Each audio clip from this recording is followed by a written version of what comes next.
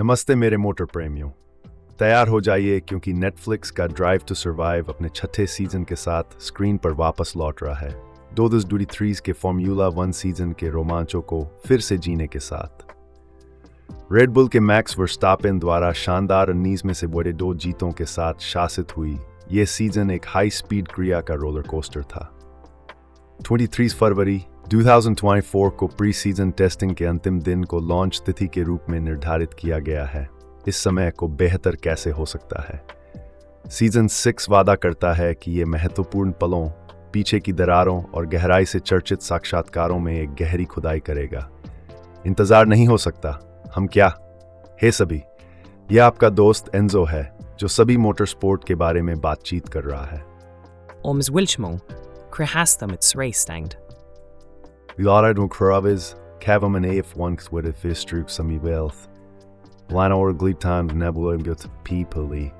Ub and Perry the Son and the Three.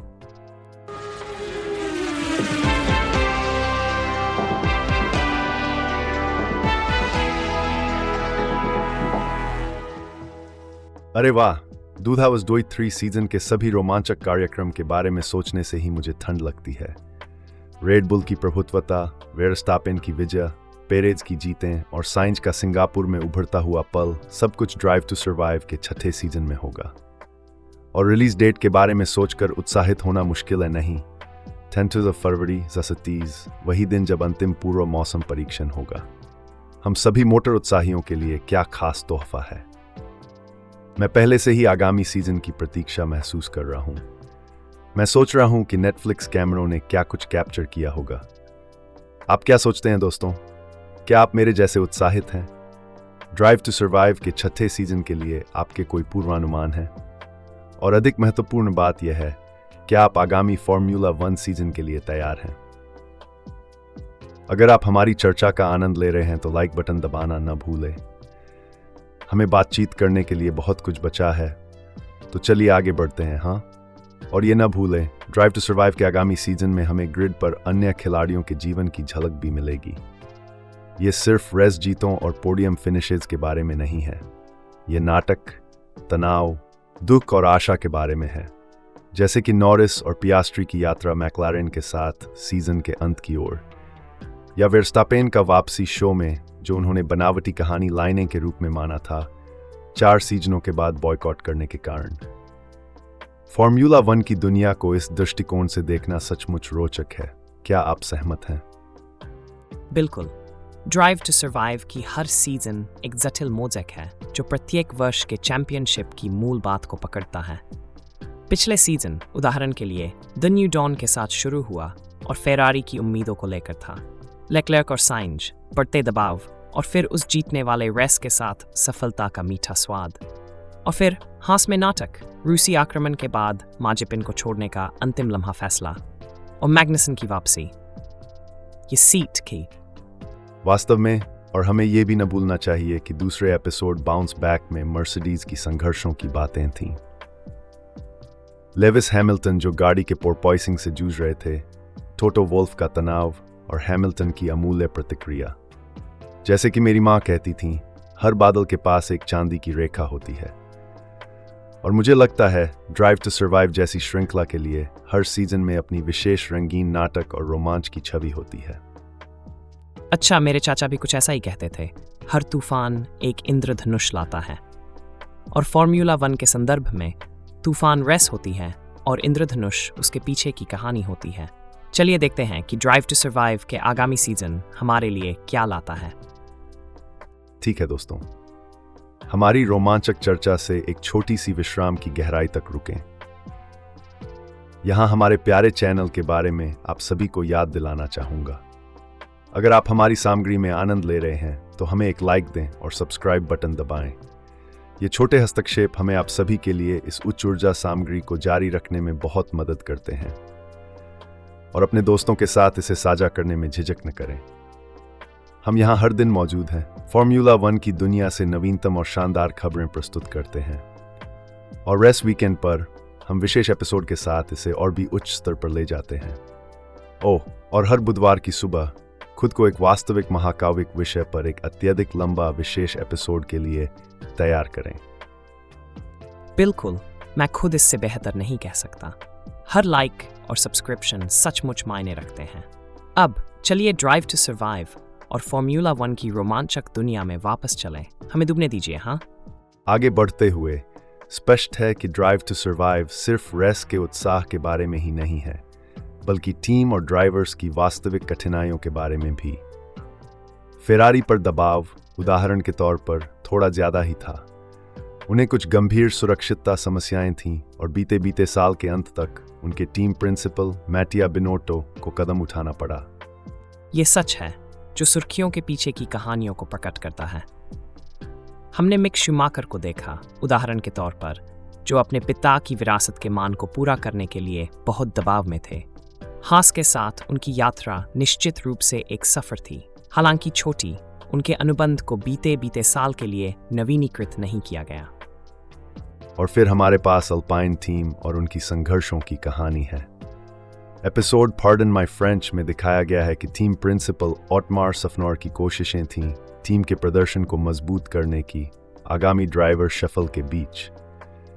Alpine को Fernando Alonso को Aston Martin को खोने का सामना करना था, जिससे उन्हें एक खाली सीट भरने की जरूरत थी।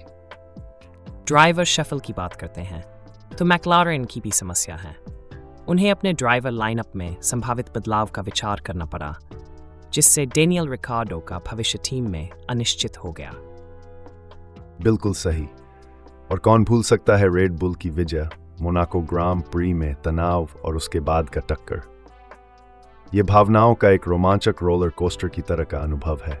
और फिर पियर गास्ली है जो अल्फाटोरी छोड़ने का फैसला करते हैं, जिससे यूकी त्सुनोडा को आगे बढ़कर टीम का नेतृत्व करना पड़ता है। उसके अलावा रेड बुल की वित्तीय संकट और FIA जांच ने टीम की प्रतिष्ठा को खतरे में डाल दिया। ये एक स्पष्ट चेतावनी है कि फॉर्मूला में ट्रैक पर और बाहर सब कुछ उच्च दांव पर है। ऐसा लगता है कि अंतिम episode end of the road अपने नाम के लायक है। ये हमें अबू धाबी ग्रां प्री में फेरारी, मर्सिडीज और अल्पाइन के बीच हो रही नेल बाइटिंग टक्कर की रोमांचक झलक देता है। दूसरे स्थान के लिए लड़ाई किसी भी खिताबी रेस की तरह मोहक थी। बिल्कुल सही। रेड बुल ने पहले ही सीजन में चैंपियनशिप खिताब हासिल कर लिया होने के कारण असली सस्पेंस दूसरे स्थान की लड़ाई में था।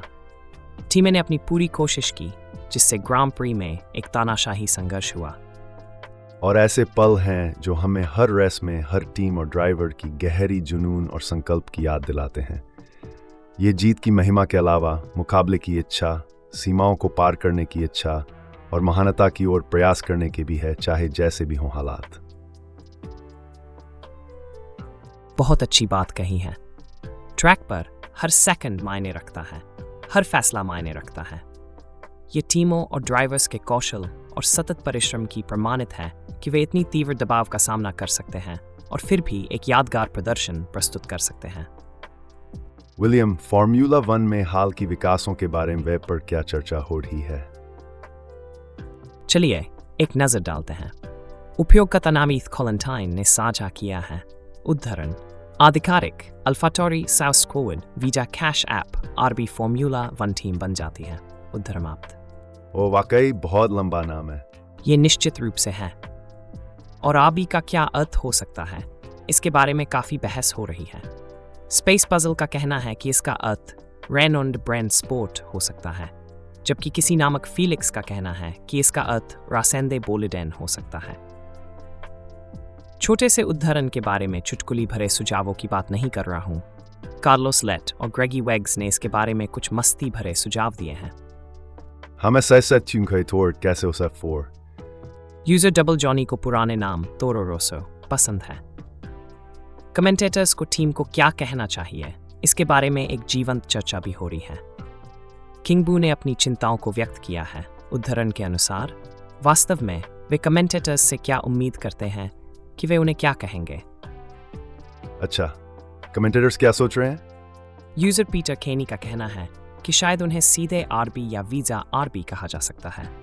हालांकि यूजर गनिंग फॉर ग्लोरी को ये गलतफहमी हो सकती है, क्योंकि RB रेड बुल के लिए भी खड़ा हो सकता है। काफी दुविधा है, क्या आपको लगता है? हाँ, ये ब्रांडिंग में एक छोटी सी गड़बड़ जैसा लगता है, क्या नहीं? बिल्कुल सही। और यूजर साइलर से एक और दृष्टिकोण है जो मानते हैं कि हमें आरबी का मतलब स्पष्ट करने की आवश्यकता है। उन्होंने ये भी कहा है कि हम सभी ने रेसिंग बुल्स का मजाक उड़ाया था, लेकिन ये वर्तमान भ्रम से बेहतर लगता है। जब आप ऐसे कहते हैं, अंत में यूजर रिकमेंसर एम्बर लाइफ से एक राय है जो सोचते हैं कि वे रेसिंग बुल्स या द रेसिंग बुल के रूप में जाने जाएंगे, ठीक वैसे ही जैसे एस्टन मार्टिन को अरामको कॉग्निजेंट एस्टन मार्टिन नहीं कहा जाता था। ऐसा लगता है कि रेड बुल बस अपने टीम नामों में प्राथमिक प्रायोजक को पहले रखता है। ये एक उचित बात है। ये नाम बदलने का व्यापार निश्चित रूप से एक गर्म विषय है। AF1 के लिए जज्बा पर हम सभी के साथ यहाँ रहना एक आनंद था। हमने रेसिंग सीजन के रोमांचक फिनाले को और उसके अंत तक हुए तीव्र युद्धों को कवर किया है। एक त्वरित याद दिलाने के लिए सब्सक्राइब बटन पर क्लिक करें, सूचनाएं सक्रिय करें और हमारे पूर्ववर्ती फॉर्मूला 1 प्रेमियों के साथ हमारे पॉडकास्ट को साझ।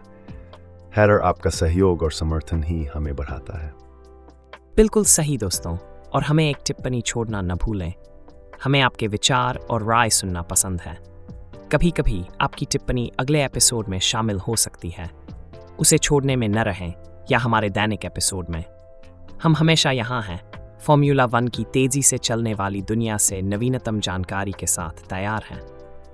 और अगर आपको बस यही सिंखाव थे तो आपको आश्वस्त रखें, हमारे पास आपको मनोरंजित और सूचित रखने के लिए बहुत सारी ईंधन है, तो अजनबी न बने।